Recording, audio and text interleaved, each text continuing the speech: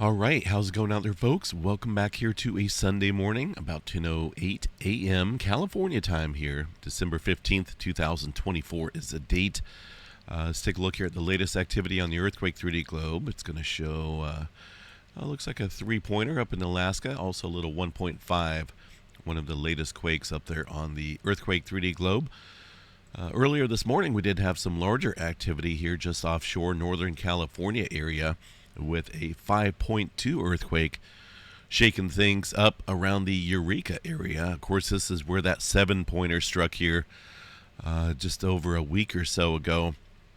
Aftershock sequence, more than likely, but also there is that chance here of just continual activity, potentially leading up to a larger event. It's something that we have to come to terms with, because that is a direct possibility here. Let's go ahead and take a look at this 5.2 real quick, see where it was felt. For the most part, limited there to the extreme coastal range around Eureka up to Crescent City, it looks like. Maybe down around even Fort Bragg area. Feeling that earthquake there this morning. I think this is the largest aftershock following this 7-pointer. It's quite odd because most of the time these aftershocks here will follow the main event. And it's been an extended amount of time since the main earthquake that we've seen the largest aftershock. So that tells me right there things are not done yet, and we're potentially, expecting maybe something bigger out here. Let's take a look here at the last. I think it's been over 7 days, obviously. So let's go check the last 30 days. We're just going to have to include the last 30 days of events out here to get that 7-pointer in the mix. So let's bring this up. Largest magnitude here, 7.0. Back on the 5th. It's actually been 10 days to the date now. I felt that earthquake. Pretty decent rolling over here outside of Chico when that struck. I got a 20-second notification on my early alert earthquake app, which was pretty decent. That earthquake definitely sent jolts out here all across Northern California, but that's the strongest one I felt living out here in Chico, or just outside the Chico area. So there's your 7-pointer back on the 5th. Here we are just about 10 days later. It looks like this earthquake came in last night right after I went to bed for a 5.2 earthquake. 6.2 miles deep, a little bit further west here along the plate boundary. There's the main quake, the 7-pointer, largest aftershock sequence so far, 5.2. That's a good, just about almost 10 miles here to the west. Most of the aftershock sequences have been stirring up here across the southern, kind of working its way down to the southern branch here of this plate boundary. It's going to actually be the northern section of the San Andreas Fault. And of course, we've had a few up here along the Cascadia subduction zone as well. Put my phone on silent, that would help. And of course, that's the mega thrust area where we're kind of watching here. It's potentially overdue here in terms of larger scale activity. The southern section of the Cascadia subduction zone goes, it doesn't go, 400 or 500 years without seeing a rupture. And I want to show you guys here a couple graphs. I've covered this a lot in some of my past videos here, but I do want to cover this just simply again because I don't think we're over yet with the potential for a larger earthquake in this area. Now, if it sounds like my microphone's cutting out, that's just my voice. I picked up another cold, surprisingly, so it is affecting my voice box a little bit, but I'll try to get through this. Here's a simple layout of the intervals of earthquakes. That includes the small ruptures as well. Small rupture meaning just a partial rupture here across the southern end of the Cascadia. And by the way, that can produce, up to an 8.5 earthquake, maybe about an 8.6 here, compared to a full rupture margin, which is a 9-pointer or greater. Okay, so we're focused mainly right now across the southern end of the Cascadia because that's where it's showing the most likelihood of seeing a major megaquake here soon. Elevated activity here prior to the 7-pointer off on the Blanco fracture zone. It's a strike slip boundary, adding further strain roughly about to this area southward. And of course, that's where the southern section of the Cascadia is positioned. Also, a lot of activity on the Gorda Ridges earlier this year. That's a seafloor separation plate boundary out there. So notice the ridges slowly building new oceanic crust over time. That is adding strain, you guessed it, right here across the southern end of the Cascadia. So when you put all this together here, the longest time span between a magnitude 8 plus Cascadia earthquake in the past 4 millennia was 291 years. That's the average. That's including some of the big earthquakes up until now. So that's a little strange, right? That's in the past 4 millennia. So if you add on 2 more for the 6,000 millennia, that equals about 344 years. But here we are at 324 years since the last big earthquake back in 1700. So if you think about it in terms of mathematical percentages and stuff like that, 81% of intervals during the past 10,000 years, right? This region has gone longer than 81% of the intervals in the last 10,000 years with big earthquakes. We've gone longer than 93% of the intervals during the most recent 6,000 years. So we're at that point. We're highly likely to see something kick up here very soon. Another simple follow-up here to all the mathematics that was done here on this page called survivingcascadia.com. 3/4 of the time, intervals longer than 323 years resulted in full rips. So here we are at 324. Is it possible that we could see a full rupture? Obviously, yes. Right? Very likely. My observation here is more likely we'll see a partial rupture, but there is that possibility here of seeing a full rip, which is a 9-pointer across the Cascadia. Because if you think about it, 3/4 of the time that we see these longer periods of time between major ruptures, we get the full rupture. And that's a little scary, right? If you really think about it. Another little graph here about the earthquake activity here along the Cascadia and the time that has passed. 93% of the time, right? This is a percentage. The fault, the Cascadia, has not had to wait 324 years for the strain to break. That's a big number, right? Here we are at the end of the graph, and we're probably going to add the latest Cascadia on here pretty soon. I don't know exactly when. It could happen today. It could be in the next couple years. But we're at that time period here where we're going to add another event onto our graph. The longest span of time between major Cascadia earthquakes in the past 4 millennia was only 291 years. That's just in the past 4 until now. So here we are at a longer time period. The Pacific Northwest hasn't had an interval longer than 344 years in over 6 millennia. We are at 324. Very important here, folks, to watch what's going on there across this area. I don't think we're done yet. This latest earthquake activity back upstream here, meaning that the strain is quite great across the area. Nothing showing up specifically on the Cascadia subduction zone itself, but these things just pop. They just go. They don't give like a 5 or 6. I don't think that happens. But from what I've been reading, these things just pop after so much strain. A couple of earthquakes though in the last week down here at the southern end. I guess. Let's see, that says the Table Mountain Fault, but that's at the surface areas.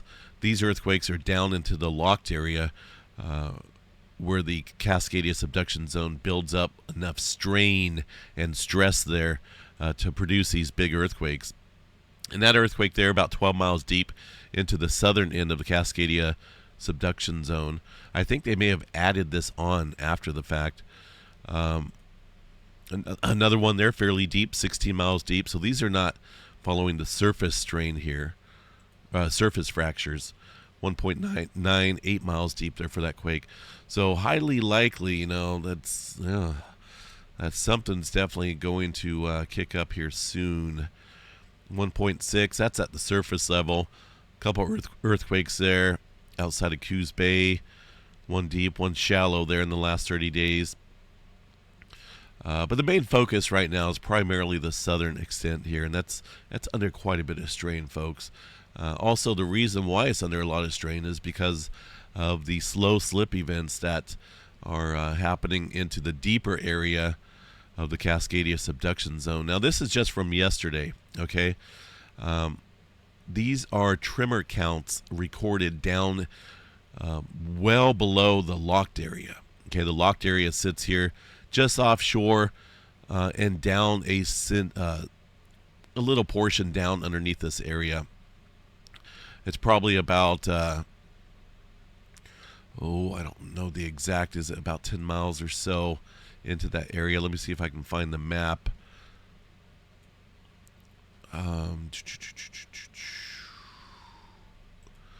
Let's see, is it going to show it on this one? There's a simple layout here that's pretty neat to look at.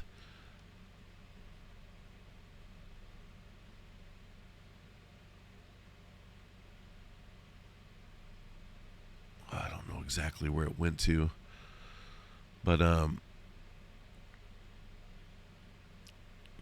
get back to that here in a second. I did want to show you guys this map here. This is just another visual layout here of ruptures. About 220 years, 240 years for partial ruptures, so we're way past that. But this page, this individual that wrote this article, went through all the mathematical calculations and percentages and possibilities and came up with what I had just explained to you guys here, that we're nearing the end of the quiet period. Here's a slow slip. Let me see if this will show the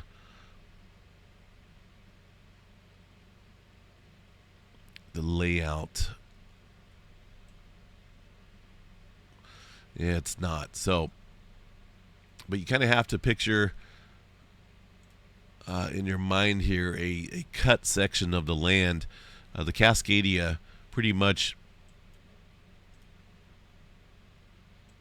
extends down underneath Northern California, roughly about here. And it does go pretty deep here. That's why you get these volcanoes up through the Cascades and whatnot, Northern California. But it doesn't go any further than that. The Sacramento Valley southward here is not a subduction zone. So the tremor activity, even if we were to pull up, this year's tremor activity, you'll see exactly where it's at and where it stops here in terms of the subduction zone. The subduction zone stops right here. That's as far south as it goes because that is that's where the plate boundary pretty much ends here. Right? You got the Gorda plate being shoved underneath this land slowly but surely.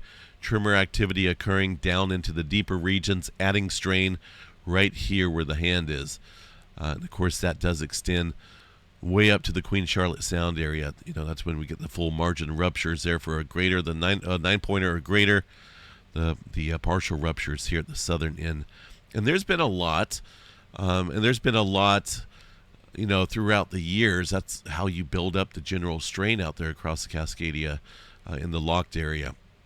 You have to have movement, right? You have to shove that plate down underneath this area to create the strain. So that's been occurring a lot. But also at the same time, if you look here in the last, has it been the last month? Probably about the last month or so. Most of the activity along the Cascadia has been positioned southward here across the area. And that's where we've seen the most obvious adjustment as well with the Blanco fracture zone further straining this area here. Activity up north has been limited. We've seen some tremor events, a little bit of earthquake activity as well. The Earthquakes Canada map shows some of that movement. This is the layout here. Cascadia in the blue line. This is Washington, Oregon, Northern California. They cover the Canadian earthquake activity. A little bit of movement up north here, but nothing like what we're seeing down south. And I looked at the last 12 months of earthquake activity out here in our Cascadia update here recently, and there's been a lot of earthquake activity out here across the Gorda Ridges. So that in itself is adding further strain. It's all primarily focused right here, right now, across this area that got the greatest potential of seeing something big, I think. So we have to watch it. We'll check tremor later tonight, see if this has gone elevated or not. But things are they're still happening out here. Live look here at the seismograph station there in Petrolia. Pretty quiet for now. A couple more earthquakes here following that 5.2. In fact, it looks quite elevated there with a bunch of 3 stirring up. The latest one, a upper 3, way up here across the plate boundary, off the plate boundary to the west here. That's a decent amount of distance from the current ongoing activity. So things are still quite amplified out here, folks, and we got to be prepared here for something much larger, because an 8.4 out here would definitely create a lot of havoc compared to a 7-pointer, right? That 7-pointer, just a, I don't know if you want to call it a friendly reminder, but it's a reminder that there's a sleeping giant offshore. And there's a reason why these ridges are built up like that. That's it's a lot of strain out there. And of course, upon a full rupture, that land will subside quite a bit, during a 9.0. I'm sure we'll get some subsidence as well from an 8.4. Obviously, there's going to be a release of energy. Subsidence, check this out here. Prior to an earthquake, right? You got your beautiful landscape here, beautiful pine trees. During the earthquake, the subsidence, right? That land will drop a few feet, quite a few feet there. And you'll get that normal tidal water coming in. And then a few minutes later, the tsunami to just completely, wipe away anything that's within that area. That's just a fact here. Following the earthquake, you get, that's the result here. Years later, eventually that land will rise back up and you'll see the topsoil. You'll see all the tsunami deposits, sand and whatnot. As that land continues to rise again, you get that thing called the ghost forest. And that's where the scars of the Cascadia events rise back up above the normal tide, and it's observable. So it's and that's a fact there. It's a little scary if you really think about it. But these guys, the folks out there, the government has a lot of information there on what to do during a major event. To local areas, Brookings, Gold Beach, all these areas up out here sit right on the coastline. And that's a little scary because there's some beautiful areas out there, but that's one of the most dangerous spots you could be, with a sleeping giant right there, literally right there. So we're going to continue to watch that, folks. As I feel personally here, and from my scientific observations of studying this throughout the years, I've been doing earthquake activity for quite a few years here, not just on YouTube, but also off of it on my personal life. Been studying this for quite a while. So things are definitely looking likely. It could be a few years down the road, but things are amplified right now. So I don't know how much longer we can wait. I think it's at its maximum tension level, similar to the San Andreas Fault. And, no telling how much longer we got for this one as well. Southern California specifically right now, pretty quiet in terms of 2.5 and above. We got some microquake activity out here. Really nothing of any abnormal activity to note there across the area for now. Nevada up here. Couple smaller earthquakes, mostly ones. Now there's a 3.6 it looks like there from yesterday. Total tally here it looks like of 353 earthquakes following that 5.8 out here across the area. So, just be on guard. We got a lot of tension going on out here across the West Coast. Pacific Northwest has been relatively quiet. I don't see a whole lot of elevated activity out there. Of course, it is a weekend. Things really go pretty much unreported until they get in the office Monday morning and start reporting some of the microquake activity out here that took place. Now, of course, if there's any larger quakes, that will automatically pop up as a preliminary earthquake here on the map. But it's just a lot of times, these little events, they don't mess with them until they get in the office Monday and observe and study exactly where the quakes took place and whatnot. A couple more earthquakes down here across the Dunnigan Hills area, 2.2 and a 2.3. That is associated with the Great Valley Thrust Fault, which sits out here on the west side of the valley. It's not shown up on the USGS map. It's an old fault here, and slip rate is quite slow. But I guess this area can see some decent earthquakes. But I think it takes thousands and thousands of years for build-up strain. But they've been having a little bit of earthquake activity here recently in that area in the last 30 days. A couple earthquakes, very shallow, around the Dunnigan Hills. Also up north here. This activity is prior to the 7-pointer there off the coast of Eureka earlier in the last 10 days ago.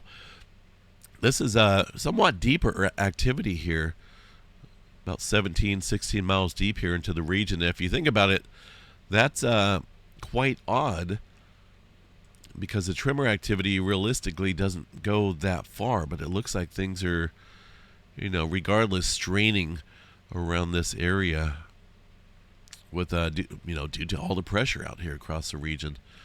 And it's all got to do with the Cascadia, the San Andreas Fault. This whole boundary is looking quite interesting, to say the least, right now. All right, so we'll watch this. Let's cover the rest of the activity around the globe, see if we got anything else major going on. Pretty quiet out here across the rest of the North American plate. Nothing going on through the New Madrid seismic zone. The oil fields look like they're not having a whole lot of strain on them right now. Just a couple earthquakes out here outside of Pecos, Texas. That's got quite a few oil fields out here, but that's very minimal. Looks like about 5 of them. There's some type of solar plant out there as well.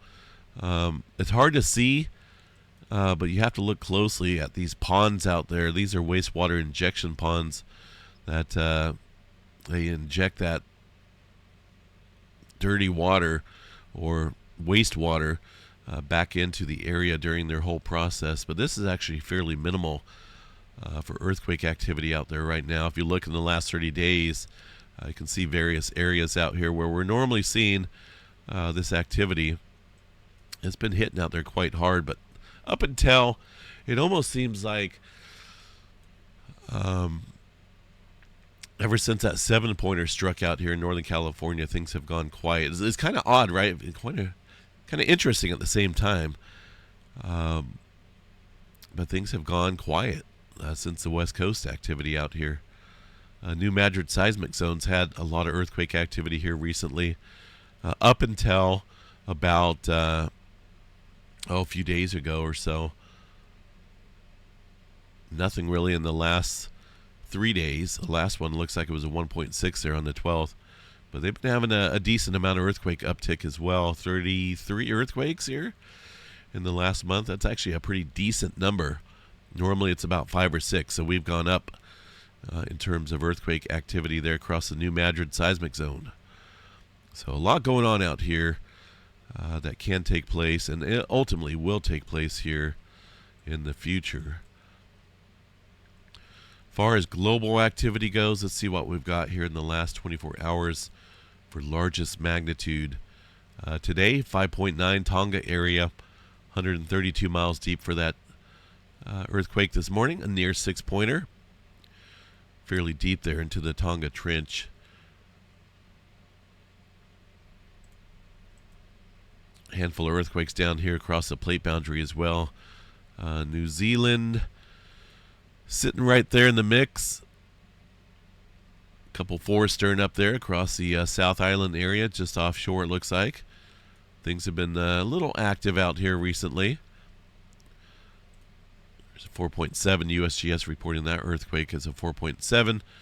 Yesterday here along the northern end of the Hikurangi subduction zone, that area has seen a 5.2 right there at the extreme northern end. So this area is another region here that's quite strained for some potential larger movement that can produce a mega quake in itself. And it's been some hundreds of years as well since a major earthquake on that fault or on that subduction zone. Big Island of Hawaii, a couple earthquakes there across the Kilauea Summit area. Let's go take a look and see what we got here for the latest movement there across Kilauea Volcano. That's reaching a little maximum area as well in terms of inflation. Let's see, are we working?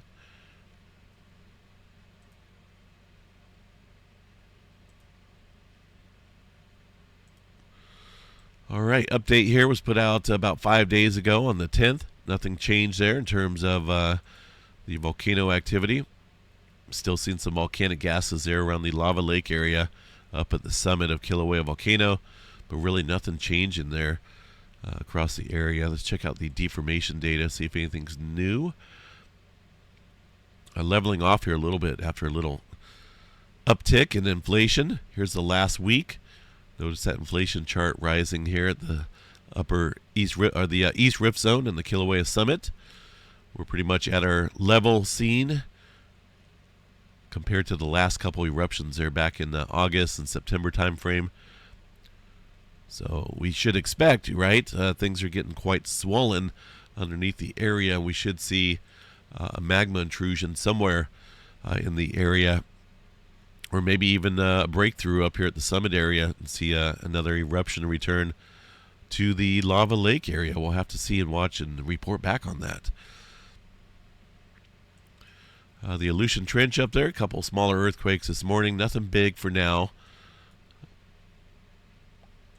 Let's check out the earthquake 3D globe here, see if there's anything of noteworthy value. A little 5-pointer out there on the Middle America Trench. Actually north of there, looks like 5.0 off the coast of Mexico here along the plate boundary. But aside from that, let's see, some movement way up north into the, way up north around the North Pole area, it looks like. Maybe Santa Claus might be getting busy up there making some toys. That's way north here of the Greenland area. Some forest stirring up out there. I don't know if USGS is reporting it. It looks like they are. They're reporting 4.5.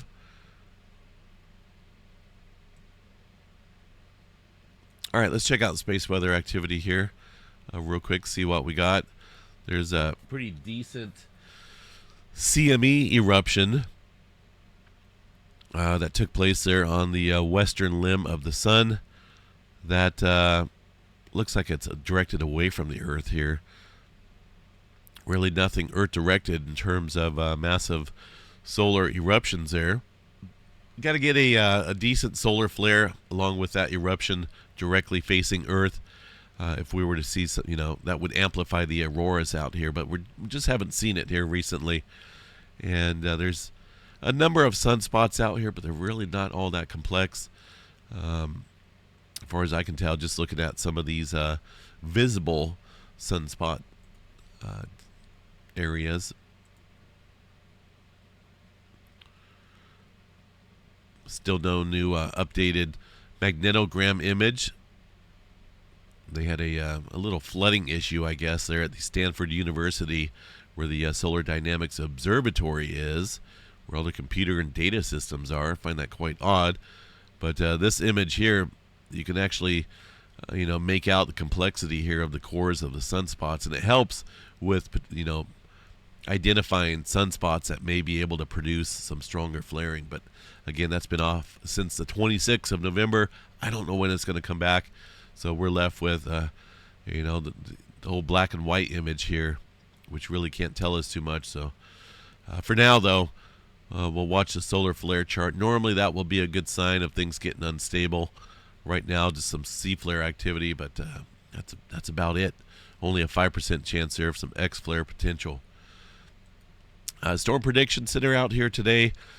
Weather out in the looks like Oklahoma, Arkansas area. Little chance of some tornado activity there. A little bit of wind and maybe even a little bit of hail threat across those areas today. As we look at the GFS model here, put this into motion, and you'll see some of those storms firing up here later towards the evening time period. Northern California, we got another system coming in here tomorrow. It looks like early tomorrow morning, Monday morning. Bring some rain, snow to the Pacific Northwest. Little break, and then we get some more precipitation there as we head towards the Christmas time period with, maybe another atmospheric river event coming in to my neck of the woods here for Christmas Eve. And looks like it's going to be a wet one out here. Looks like the Christmas time period here may be a little wet. This is going to be for 6 p.m. Tuesday night, so that's going to be Christmas Eve. A little wet out there across California and the Pacific Northwest. Snow in the mountains as well, so potentially some travel delays there with the airports and, of course, the interstates. And a little bit of rain precipitation out here across this area as well. That's in about 10 days. So this is obviously subject to change, but we'll continue to check back on that and see if anything changes, obviously. Major asteroids, nothing headed towards the planet right now. Over the next couple days here, got some big ones, but they're pretty safe in terms of distance-wise. It's a couple million miles away from the planet. All right, folks, I'm going to be off here just kind of watching things. A little earthquake there on the Petrolia station. Very small, spiky earthquake. Nothing big. Doesn't even look like the USGS is going to show those little ones. And I still think that it's underreported in terms of earthquake activity out here. As far as the smaller magnitudes. They've reported a number of them, it looks like. But I think there should be probably 3 times as many ones as there are twos. They talk about that earthquake constant. For every 4, there's going to be a number of 3s. For every 3s, there's going to be a number of 2s. And there's more 3s and more 2s and whatnot than there are 1s. And that's not normal. There should be a whole bunch of 1s out here. And they're probably only counting a few of them. Maybe not even half of the ones that have taken place. And who knows, may have limited the 2s as well. But we'll continue to watch that. There's obviously potential here, folks. A lot of time has passed. If you really think about it, and let's be realistic here, that, tension is building out here. The signs are obvious all over the place. We see them. We definitely see them out there. And it's all pointing towards the southern end of the Cascadia subduction zone. So I don't know how much longer it's going to be able to hold out. It's just good to be prepared. Because, in 8.1 and 8.4 out here is considerably larger than a 7-pointer. And no doubt that would probably produce a tsunami across the area. It definitely would. Nothing like a 9-pointer would. 9.1 up here would, that's way larger than an 8.4 in terms of energy. And that would produce a Pacific-wide tsunami. That'd be quite worst case scenario. It's happened in the past. It's been studied. We're living at that time period here where it's coming upon it. It's there. So if you guys, kind of bored on this Sunday, this article here, it's very lengthy, but man, it's a well put together article here. Surviving Cascadia. That's actually the name of the website. So survivingcascadia.com. That has a lot of information up here. It's got all these links to go to and contact information, what to do, how to get prepared. Obviously, that's a big one. And there's a lot of technical information in here as well. That's well worth the read. So check it out. I'll also include this link here in the description video, so you guys can check it out of this update video. So just stay safe out there. I'll be out here kind of monitoring this today. I got a few things to do. Actually quite sunny outside today. Still quite a few flooded roads around me here in Northern California. Man, we picked up a bunch of rainfall. And it's all coming down from the mountains, filling up the creeks and just flooding the valley out here. A lot of roads around me flooded. We picked up, I think, easily 2.5 inches of rainfall there in a couple hours. And but it's sunny out right now, so I'll be outside a little bit, maybe cleaning up a little bit from the all the rain. But if anything does pop out here, I will be quick to be on the live stream. We'll get that up and running, or get an update going if anything major happens out here. Also, we are doing the member drawing held today. Probably going to shoot for about 3 o'clock in the afternoon time period. That'll allow me to get my things needed done around the house here, and then I'll be able to put everyone's name on a little ticket and put them in a fishbowl, and we'll pick out a lucky winner here today for the member drawing. It'll be held here at 3 p.m. California time. So we'll see you guys back then it'll be a secondary live stream. So you'll see that pop up. Not the current live stream there, but a secondary live stream. All right, folks, we'll catch you guys back out here a little bit later. Have a good one.